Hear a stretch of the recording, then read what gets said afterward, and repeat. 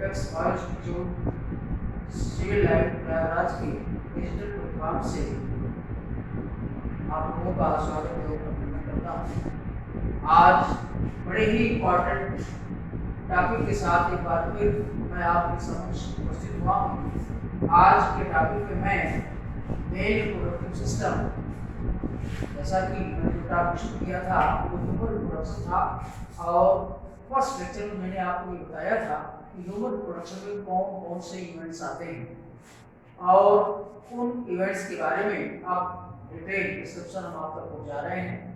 उसमें से पहला पॉइंट हमने आपको सुन किया है male reproductive system. Male reproductive system में कौन कौन से पार्ट आते हैं और ह्यूमन बींग्स में मेल रिप्रोडक्टिव सिस्टम कहाँ पाया जाता है।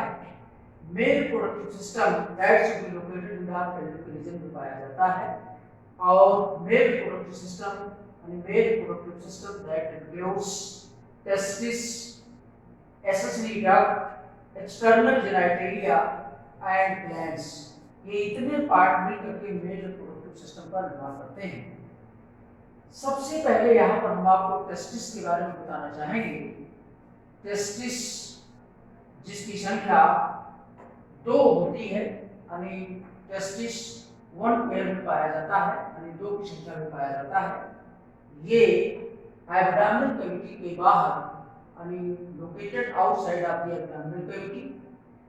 ये जो टेस्टिस होता है ये एक पाउच टाइप स्ट्रक्चर में, एक बैग या सैक टाइप स्ट्रक्चर में पाया जाता है, जिस बैग या सैक टाइप स्ट्रक्चर को स्ट्राटम या स्ट्राटल सैक कहा जाता है। स्ट्राटम या स्ट्राटल सैक की मेन फंक्शनिंग होती है एक लो टेम्परेचर बॉडी का जो स्टिपुलेटेड टेम्परेचर होता है उससे लो टेम्परेचर मेंटेन करना, और इस लो टेम्परेचर का जो रेंज दिया हुआ है 2 से 2.5 डिग्री सेंटीग्रेड। ये इस लो टेम्परेचर पर, यानी बॉडी के स्टिपुलेटेड लो टेम्परेचर पर ही स्पर्मेटोजेनेसिस की प्रक्रिया होती है। स्पर्मेटोजेनेसिस प्रक्रिया के दौरान ही स्पर्मेटोजोआ का निर्माण होता है।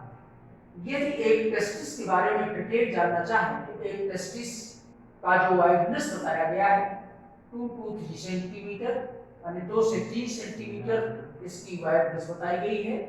जहां तक इसके लेंथ का अभिप्राय है, इसका लेंथ जो होता है 2 to 5 सेंटीमीटर, यानी टेस्टिस की जो लेंथ है 2 से 5 सेंटीमीटर, और इसके टेम्परेचर को, इसके वाइडनेस को, इसके लेंथ को बताने के लिए मैंने यहाँ पर आपको बताया कि 2 to 5 सेंटीमीटर। इस 2 to 5 सेंटीमीटर को अगर आप याद रखते हैं तो इसमें एक स्पर्मेटोजेनेसिस के लिए कितना टेम्परेचर होना चाहिए जो है 2 से 2.5 डिग्री सेंटीग्रेड। एक टेस्टिस का वाइडनेस कितना होता है 2 to 3 सेंटीमीटर, इसकी लेंथ कितनी बताई गई है 2 to 5 सेंटीमीटर। अर्थात आप अगर 2 to 5 ये रेंज याद रखते हैं तो इसमें तीनों बातें ही आ जाएंगी। वो है जहां तक टेस्टिस के स्ट्रक्चर की बात होती है तो एक टेस्टिस का निर्माण 250 कंपार्टमेंट टाइप स्ट्रक्चर से हुआ होता है, और इस कंपार्टमेंट टाइप स्ट्रक्चर को टेस्टिकुलर लोब्यूल के नाम से जाना जाता है। यानी हम ये कह सकते हैं कि each testis that consist of 250 compartment type structure and this compartment type structures are known as testicular lobule. प्रत्येक लोब्यूल का निर्माण या प्रत्येक लोब्यूल का निर्माण 1 to 3 हाईली पैक्ड स्ट्रक्चर से हुआ होता है, and each testicular lobule that consists of 1 to 3 highly packed structure, and this highly packed structure known as seminiferous tubule. ये seminiferous tubule that is responsible to form the spermatozoa or sperm। इस तरीके से हम कह सकते हैं कि total seminiferous tubule की संख्या अगर हम 250 मल्टीप्लाइड बाई 3 कर दें तो 750 के आसपास होती है।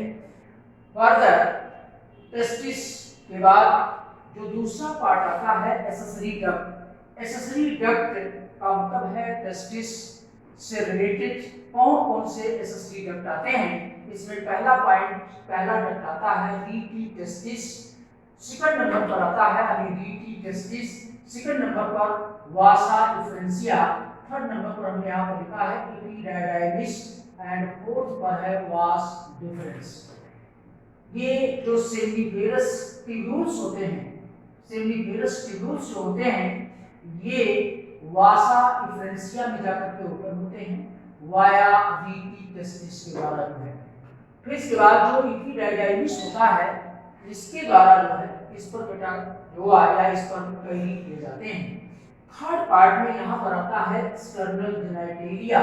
एक्सटर्नल जेनिटेलिया के अंतर्गत आता है पेनिस, और ये एक पेनिस एक ऐसा स्ट्रक्चर होता है जिसके द्वारा स्पर्मेटोजोआ को फीमेल के जेनिटल ट्रैक्ट में ट्रांसमिट या ट्रांसफर किया जाता है।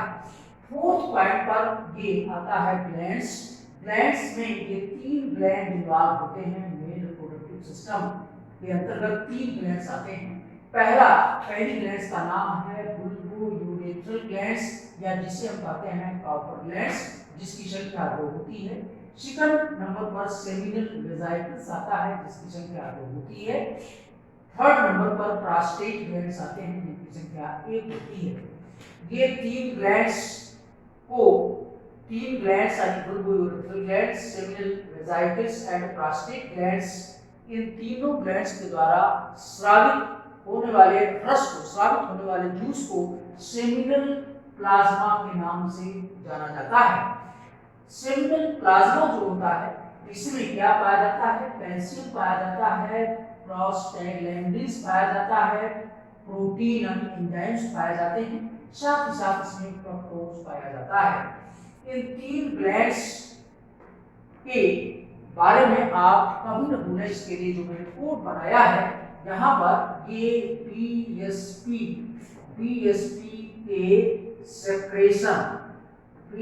के सेक्रेशन से सेमिनल प्लाज्मा बनता है जिसमें सीआरपीएफ रहता है।